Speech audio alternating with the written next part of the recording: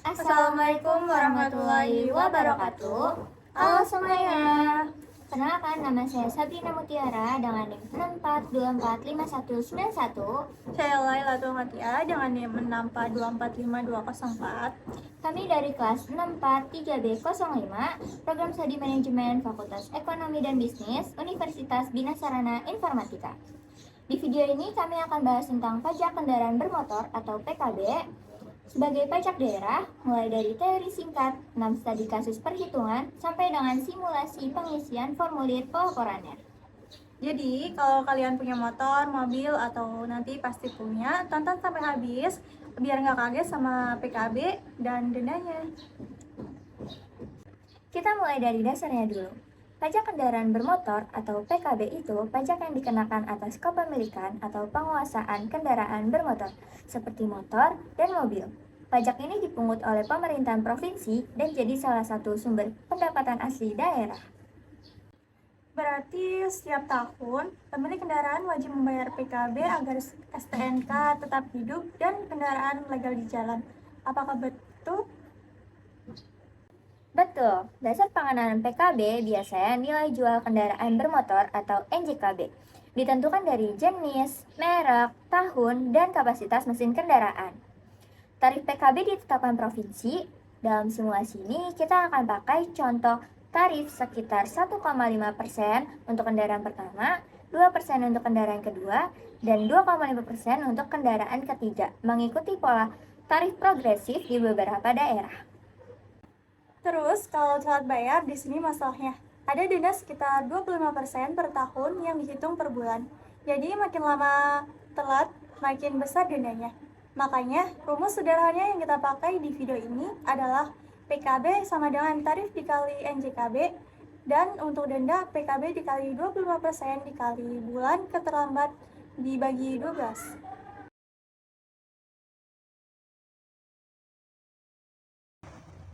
Untuk studi kasus pertama, objek pajaknya adalah sepeda motor 150 cc dengan NJKB 20 juta rupiah dan status kepemilikan pertama. Tarif PKB yang kami gunakan dalam simulasi ini adalah 1,5% untuk kendaraan kepemilikan pertama. Maka PKB terhutangnya adalah 1,5% dikali 20 juta rupiah sama dengan 300 ribu rupiah. Untuk opsi PKB-nya itu sama dengan 66% dikali 300.000 sama dengan 198.000. Untuk sepeda motor kurang dari 250 cc, SWDKLLJ-nya ditetapkan 35.000 per tahun berdasarkan Peraturan Menteri Keuangan Nomor 16 Tahun 2017. Karena wajib pajak membayar tepat waktu, jadi tidak dikenakan denda apapun, sehingga total keseluruhan PKB yang harus dibayar untuk studi kasus ini adalah Rp533.000. Untuk studi kasus yang kedua, kendaraan yang digunakan adalah mobil penumpang 1.500 cc. NJKB-nya itu sebesar 180 juta rupiah.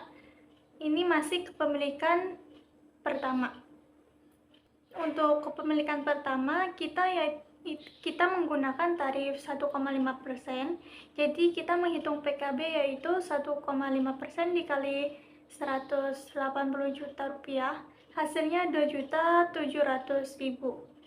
Nah, untuk opsen PKB di sini kita akan mengisi 66% dikali 2.700.000 rupiah, itu hasilnya 1.782.000. Untuk mobil penumpang sendiri, kita tarifnya itu 143.000 rupiah berdasarkan PMK yang berlaku.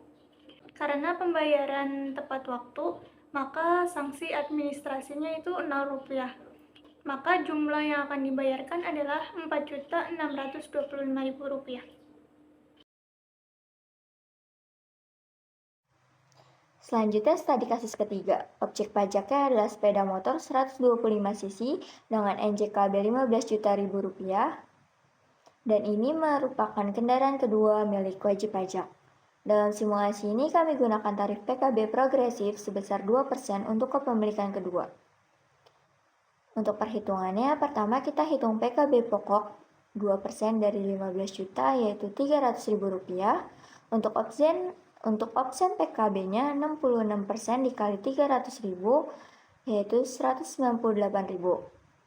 Untuk SWDKLLJ-nya Rp35.000. Selanjutnya, karena pembayaran terlambat selama 3 bulan, dikenakan denda administrasi. Dalam simulasi ini kami menggunakan denda 25% per tahun yang dihitung proporsional.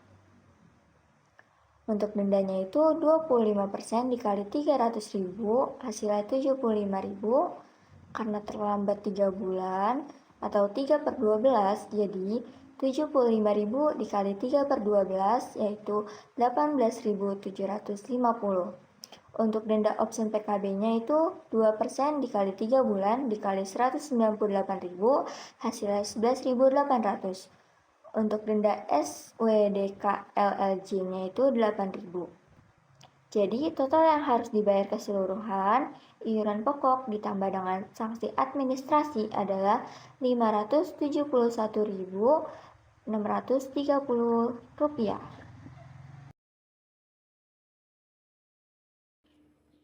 Untuk berikutnya, studi kasus yang keempat itu adalah mobil penumpang 1.200 cc dengan NJKB-nya sendiri yaitu sebesar Rp140 juta. Ini sebagai kendaraan kepemilikan kedua.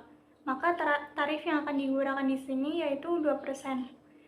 Untuk mengisi di kolom PKB ini, kita menghitung tarifnya 2% dikali Rp140 juta, hasilnya Rp2.800.000. Untuk bagian absen PKB, ini 66% tarifnya dikali hasil dari PKB tadi yaitu sebesar Rp2.800.000, hasilnya Rp1.848.000. Karena ini mobil penumpang pribadi, SWD KLJ-nya ditetapkan Rp143.000 per tahun berdasarkan PMK yang berlaku. Karena pembayaran di sini tepat waktu, tidak ada denda keterlambatan, maka sanksi administrasinya itu Rp0. Maka jumlah yang akan dibayarkan di sini itu jumlahnya sebesar Rp4.791.000. Untuk studi kasus kelima adalah mobil niaga atau pickup dengan NJKB Rp160 juta dan status kepemilikan pertama. Tarif PKB untuk kepemilikan pertama itu tetap di 1,5%. PKB pokoknya adalah 1,5% dikali Rp160 juta hasilnya Rp2.400.000. Untuk opsi PKB-nya 66% dikali Rp2.400.000 hasilnya Rp1.584.000. Untuk mobil niaga atau barang, SWDKLLJ-nya ditetapkan Rp243.000 per tahun berdasarkan PMK nomor 16 tahun 2017. Karena pembayaran dilakukan tepat waktu dan tidak ada denda, maka total yang dibayarkan keseluruhannya adalah Rp4.227.000. Untuk studi kasus yang terakhir adalah mobil penumpang 2000 cc dengan NJKB Rp300 juta dengan kepemilikan kendaraan ketiga. Nah, dalam simulasi ini tarif progresif yang digunakan adalah 2,5%.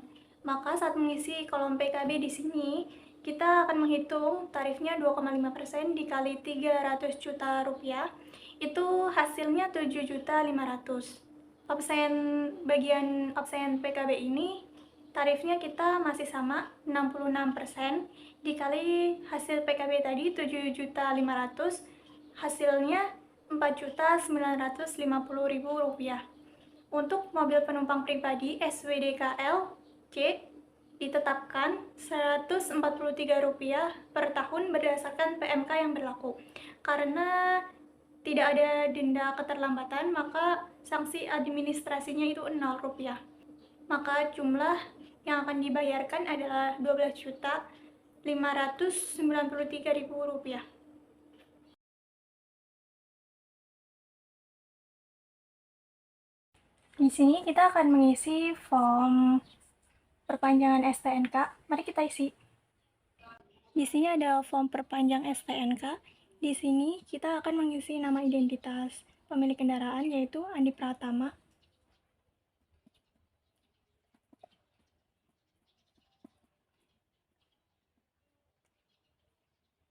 Kemudian untuk NIK, kita di sini akan menyiapkan KTP dengan NIK.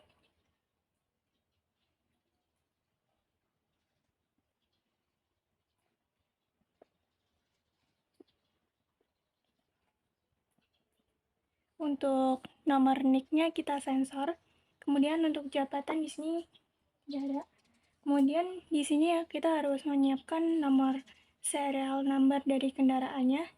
Kita di sini ada nomor polisinya.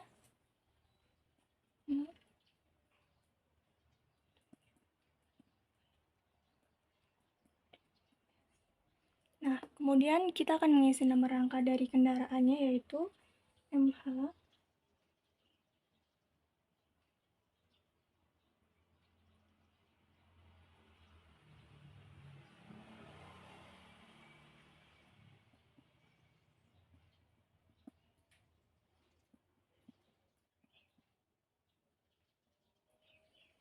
Setelah mengisi nomor rangka, kita akan mengisi nomor mesin di sebelah sini.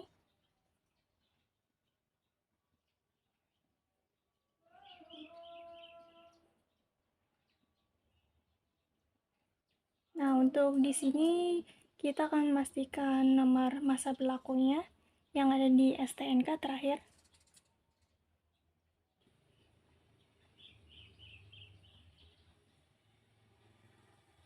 Nah, kita di sini sudah mengisi form ini, kemudian kita serahkan kepada pihak Samsat.